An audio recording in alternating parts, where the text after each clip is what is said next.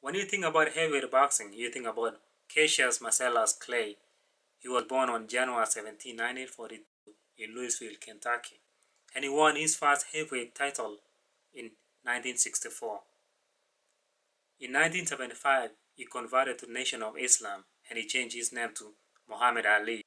In 1967, 3 years after winning his heavyweight title, he refused to be drafted into the United States military, saying that he didn't want to fight the yellow man because the war that was going on in Vietnam didn't have anything to do with black men.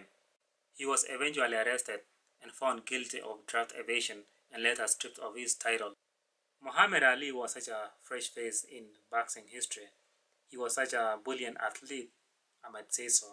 But Muhammad Ali didn't change the thinking about boxing only.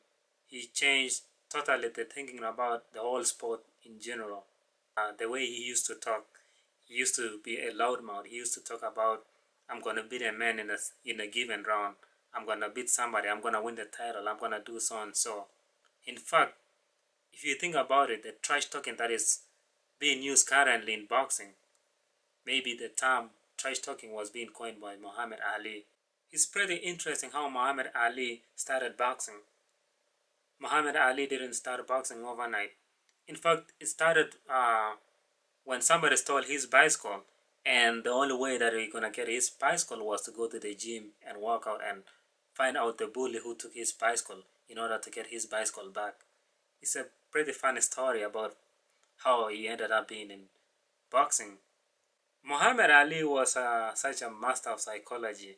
He used to master psychology in the ring, and he knew when to get you and how to get you. He used to drive most of the people or most of his opponents in the ring crazy by running around, talking loud, trash talking, and everything. Muhammad Ali was such a loudmouth. Take for instance during the weigh-in in 1964 between him and Sonny Liston. He came into the room after winning the title, shouting, "Sting like a butterfly." We've never seen an athlete of such a character and charisma. Take for instance in 1964 during the weigh-in of him and Sonny Liston. He came into the room shouting, "Sting like a bee, flutt like a butterfly. Sting like a bee, flutt like a butterfly." And that was Muhammad Ali's victory. In the weigh-in, think about it, in the weigh-in, not even before the fight. You remember the fight, the pre-fight between Muhammad Ali and Joe Frazier. He used to bully Joe Frazier a lot. He used to be like, "Joe Frazier, Joe Frazier, Joe Frazier, I'm gonna whoop your ass. Joe Frazier, I'm gonna whoop your ass."